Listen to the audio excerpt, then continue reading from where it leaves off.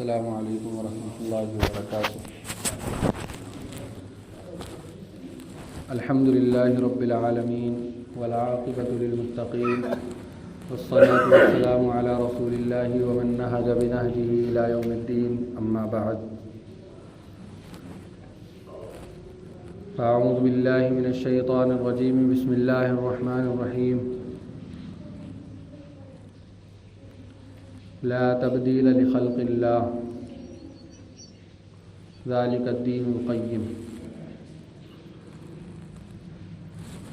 وقال النبی صلی اللہ علیہ وسلم ان اشد الناس عذابا یوم القیامۃ المصورون۔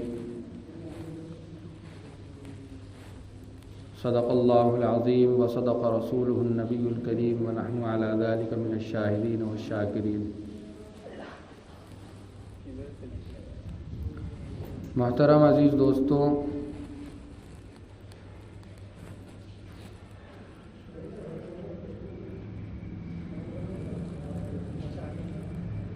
ایمان ایک بہت اہم قیمتی سرمایہ ہے، اور جتنا قیمتی سرمایہ ہوتا ہے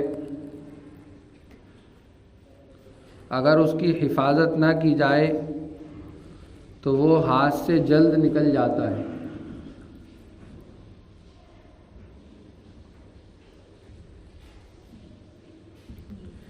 اسی طرح سے ایمان بھی بہت قیمتی سرمایہ ہے، اگر اس کی حفاظت نہ کی گئی،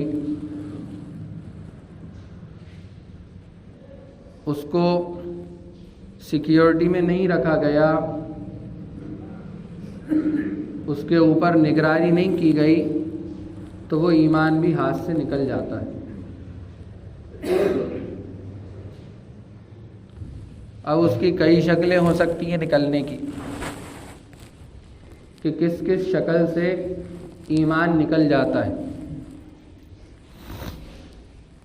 پھر آدمی چاہے کتنے ہی نیک اعمال کر لے، کتنا ہی عبادتیں کر لے، کتنی ہی نمازیں اور روزے پڑھ لے، اگر ایمان نکل گیا تو وہ عبادتیں، وہ نمازیں، وہ روزے، وہ صدقات، وہ زکوٰۃ اس کے کسی کام کے نہیں ہیں۔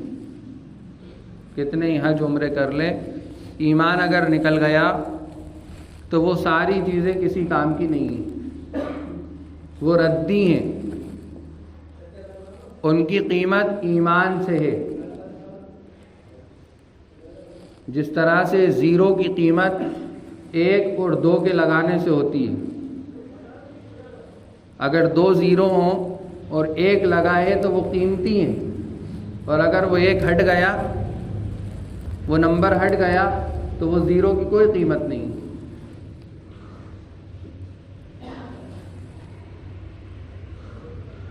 تو یہ سارے اعمال کی قیمت ایمان کی بنیاد پر ہے۔ کتابوں کے اندر لکھا ہے، جس موضوع پہ مجھے بات کرنا ہے، کتابوں کے اندر لکھا ہے کہ پچھلی قوموں کے اندر شرک کی جو بنیاد پڑی، شرک کرنے لگے، اللہ تعالیٰ کا شریک ٹھہرانے لگے، اللہ کا شریک بنانے لگے، اس کی بنیاد تصویر تھی۔ کیا تھی؟ تصویر، فوٹوگرافی، تصویر بنانا۔ پہلے زمانے میں ہاتھ سے بنائی جاتی تھی، اب بھی اس کا کچھ چلن چل گیا ہے کہ ہاتھ سے وہ بنائی جاتی ہیں۔ تو تصویر کی بنیاد پر پچھلی قوموں کے اندر شرک پیدا ہو گیا، کہ پہلے لوگ بہت اللہ کی عبادت کرنے والے ہوا کرتے تھے، بہت نیک ہوا کرتے تھے۔ جب ان اللہ والوں کا، نیک لوگوں کا انتقال ہونے لگا دھیرے دھیرے، تو ان کی آنے والی نسلوں نے ان کو یاد رکھنے کے لیے ان کے نام کی تصویریں بنا لیں۔ کہ ہاں یہ فلاں تھے فلاں تھے فلاں تھے. پھر جب وہ چلے گئے جنہوں نے تصویر بنا کر ان کے نام رکھے تھے، جب وہ لوگ بھی چلے گئے، اب ان کی جو نسلیں آئیں انہوں نے یہ سمجھا کہ یہی ہمارے معبود ہیں، اس لیے تو ان کے نام رکھے گئے، اسی لیے تو ان کی تصویریں بنائی گئیں. تو بعد میں آنے والوں نے ان کی پرستش شروع کر دی، پوجا شروع کر دی. یہ شرک کی بنیاد شروع ہوئی تصویر کے ذریعے سے.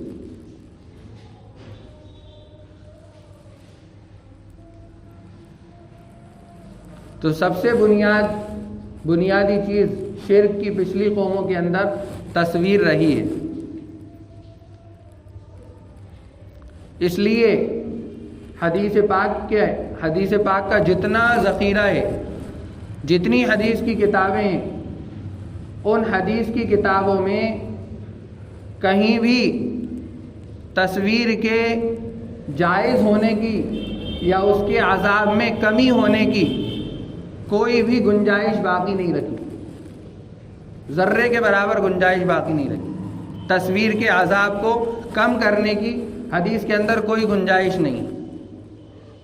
حدیث میں تو یہاں تک ارشاد فرمایا گیا ان اشد الناس عذابا یوم القیامہ المصورون، کہ قیامت کے دن سب سے زیادہ عذاب جن لوگوں کو ہوگا وہ تصویر بنانے والے ہوں گے.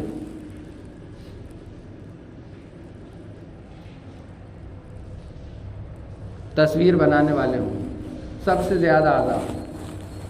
وہ فضائل صدقات کے اندر یا فضائل اعمال کے اندر حضرت شیخ نے لکھا ہے کہ قیامت کے دن ایک گردن نکلے گی جہنم میں سے اور لوگوں کو پھلانگتی ہوئی سب سے پہلے تکبر کرنے والے طبقے کو جہنم کے اندر ڈالے گی، اور دوسرے نمبر پر ان لوگوں کو چنے گی جو تصویر بناتے تھے. ان لوگوں کو چن کر جہنم میں ڈال دے گی. 3 طبقوں کو جب وہ جہنم میں ڈال دے گی اس کے بعد حساب کتاب شروع ہوگا. یہ 3 طبقے ایسے ہیں جو عذاب کے قیامت کے دن سب سے زیادہ مستحق ہوں گے، سب سے زیادہ عذاب دیا جائے گا. حضرت عائشہ رضی اللہ عنہا بیان کرتی ہیں کہ ایک مرتبہ اللہ کے نبی صلی اللہ علیہ وسلم میرے پاس تشریف لائے اور میرے گھر کے اندر ایک پتلی سی چادر پردے کی طرح لٹکی ہوئی تھی اور اس کے اوپر تصویر بنی ہوئی تھی. اللہ کے نبی صلی اللہ علیہ وسلم کا چہرہ بدل گیا اور اللہ کے نبی صلی اللہ علیہ وسلم نے اسے اتار کر پھاڑ ڈالا.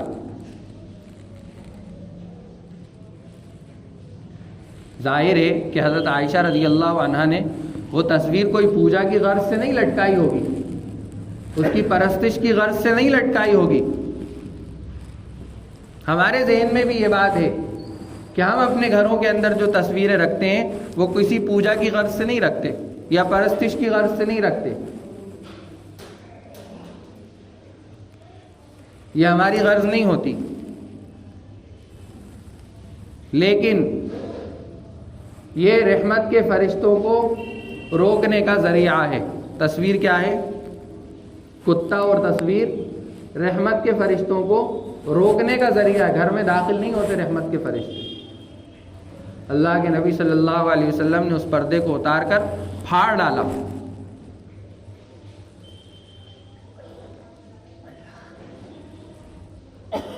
ایک دوسری حدیث میں بیان کیا گیا ہے کہ اللہ کے نبی صلی اللہ علیہ وسلم نے فرمایا کہ قیامت کے دن اللہ تعالیٰ کہیں گے کہ یہ جو تم نے تصویر بنائی ہے اس میں جان ڈالو. کیا کرو؟ جان ڈالو اس میں.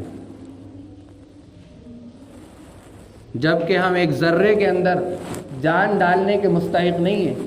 ہماری اتنی حیثیت اور اتنی طاقت نہیں ہے کہ ہم ایک ذرے کو ہوا میں اڑا کر بتا دیں.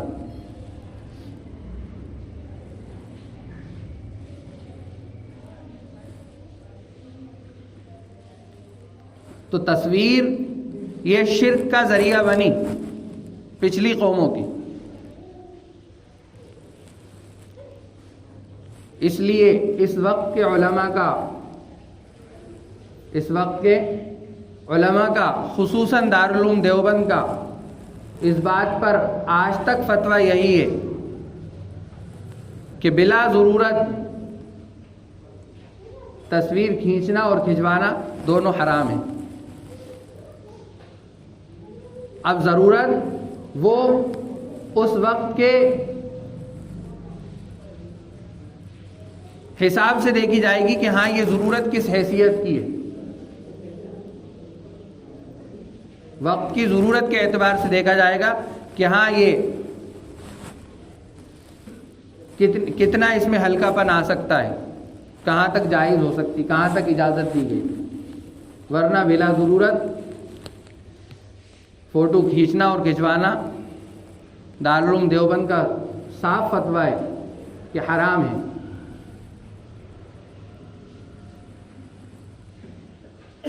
یہ بات ذہن میں رکھنا چاہیے کہ جو ہمارے بڑے بڑے علماء اکرام اس وقت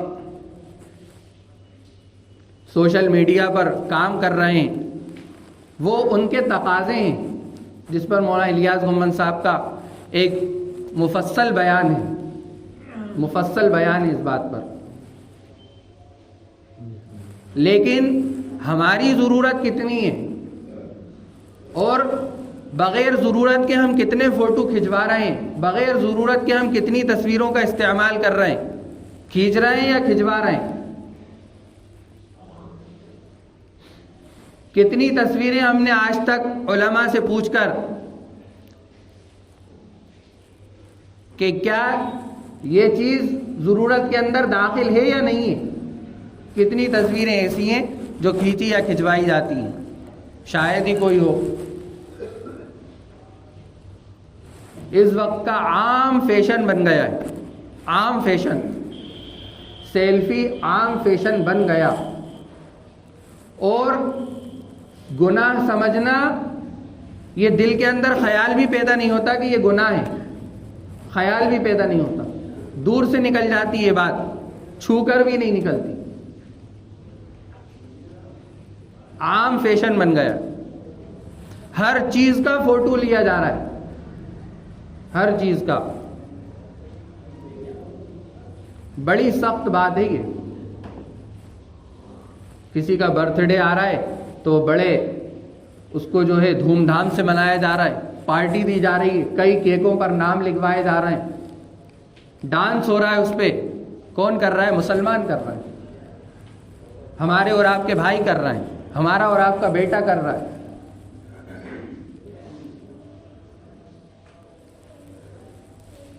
ان سے کیا ایمان کے پھیلانے کی کوئی امید رکھی جا سکتی ہے کہ دین کو پھیلانے کا ذریعہ بنیں گے؟ جو مذہب عیسائیت کو اپنائے ہوئے، جو یہودیوں کے طریقوں کو اپنائے ہوئے، ان سے ایمان اور اسلام کے پھیلانے کی اور پھیلنے کی کوئی امید رکھی جا سکتی ہے؟ ان کے بارے میں یہ تصور کیا جا سکتا ہے کہ جب جان دینے کا وقت آئے گا تو یہ پہلی صف میں آ کر کھڑے ہو جائیں گے؟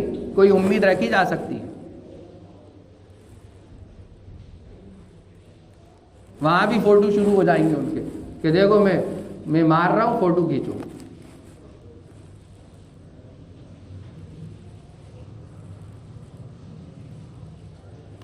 سعد ابن ابی وقاص رضی اللہ عنہ، جب حضرت عمر رضی اللہ عنہ نے ان کو بھیجا اور امیر بنا کر بھیجا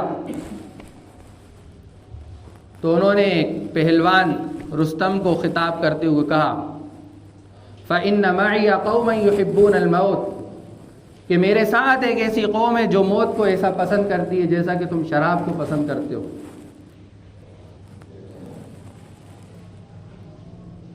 اور آج کی قوم کے بارے میں کہا جائے گا، آج کے نوجوانوں کے بارے میں کہا جائے گا کہ وہ فوٹو کو ایسا پسند کرتے ہیں۔ بات گناہ کی بات ذہن سے نکل گئی۔ مولانا الیاس صاحب رحمۃ اللہ علیہ فرمایا کرتے تھے کہ اس وقت امت کا عمومی مرض بے حسی اور بے طلبی ہے، بے حس ہو چکے ہیں، بے طلب ہو چکے ہیں دین سے اور ایمان سے۔ ایمان کو سیکھنے اور دین کو سیکھنے سے بے طلب ہو چکے ہیں. صرف اس بات کو اپنے ذہن کے اندر بٹھا لیا کہ میں ایمان والا ہوں، اب اس کے علاوہ میں نماز پڑھ رہا ہوں یا نہیں پڑھ رہا، میں ایمان والا ہوں، میں روزے رکھ رہا ہوں نہیں رکھ رہا، میں ایمان والا ہوں. یہ بے حسی اور بے طلبی ہے. فرماتے تھے کہ انبیاء علیہ الصلوۃ والسلام کی بعثت کا بنیادی مقصد لوگوں کے اندر سے بے حسی اور بے طلبی کو دور کرنا ہے، کہ ان کے اندر طلب پیدا کرنا ہے دین کے سیکھنے اور ایمان کے سیکھنے کی. جب آدمی دین سیکھے گا، ایمان سیکھے گا، تب تو اس کو گناہ، جائز اور ناجائز، حلال اور حرام کے اندر فرق نظر آئے گا. اور جو آدمی بے حس ہو کر اس بات کو اپنے اندر بٹھائے ہوئے کہ میں ایمان والا ہوں، اس کو نہ حلال کی فکر ہے، نہ حرام کی فکر ہے، نہ جائز کی فکر ہے، نہ ناجائز کی فکر ہے، کسی بات کی فکر نہیں. 100% لوگ اس وقت اس تصویر کشی کے اندر مبتلا ہو چکے ہیں. اب پتہ نہیں کہ ثواب کی امید سے کھنچواتے ہیں یا کیا امیدیں ان کے ساتھ ان کی وابستہ ہوتی ہیں، کیا امیدیں ان کے ساتھ وابستہ ہوتی ہیں. عزیز دوستوں، اس کو گناہ سمجھیں. فوٹو کھینچنے اور کھنچوانے کو گناہ سمجھیں. اس حدیث کو یاد رکھیں کہ قیامت کے دن سب سے زیادہ عذاب، ان اشد الناس عذابا یوم القیامت المصورون، کہ سب سے زیادہ عذاب جن لوگوں کو ہوگا ان میں تصویر کھینچنے اور کھنچوانے والے ہوں گے.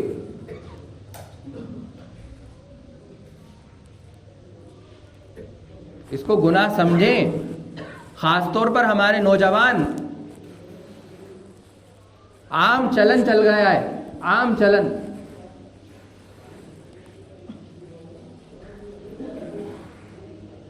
یہ بے حسی، یہ بے طلبی کہاں سے پیدا ہو گئی؟ دین سے دوری کیوں پیدا ہو گئی؟ گناہ کو گناہ کیوں سمجھنا گناہ کو گناہ کیوں نہیں سمجھتے؟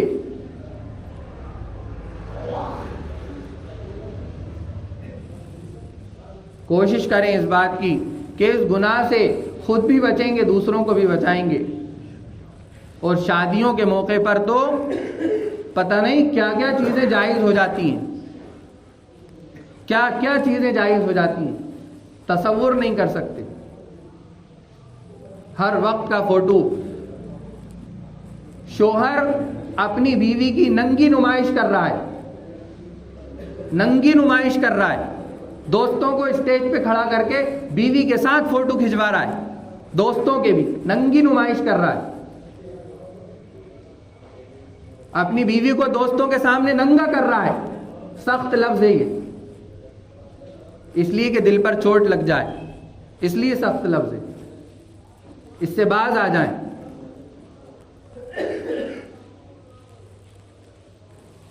پورا گروپ اس کا لڑکوں کا اور اس کی ایک بیوی اکیلی، ماں باپ بھی اس کے تماشا دیکھ رہا ہے، سب تماشا دیکھ رہے ہیں، کوئی کچھ کہنے والا نہیں ہے. اس لیے کہ وہ گناہ کی جو حقیقت تھی وہ دل سے نکال لی گئی، دلوں کو سخت کر دیا گیا کہ ان کے دلوں کے اندر گناہ کو گناہ سمجھنے کی صلاحیت ہی ختم کر دی گئی کہ ہاں یہ بھی کوئی گناہ ہے.